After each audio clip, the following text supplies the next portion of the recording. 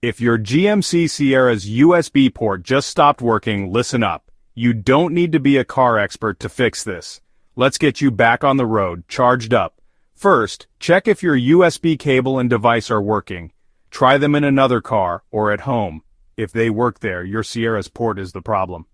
Next, look inside the USB port. Is there any dirt or debris? Gently clean it with a dry toothbrush or a can of compressed air. Still not working?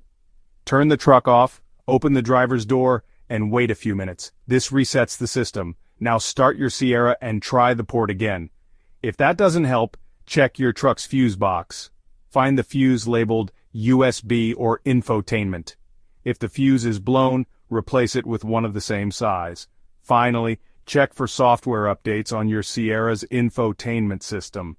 Sometimes, a quick update will solve connection problems. If none of these steps fix it, you may need to visit your dealership for a deeper check. And that's it. Simple steps to get your GMC Sierra's USB port working again. Don't let a small thing stop you from enjoying your ride.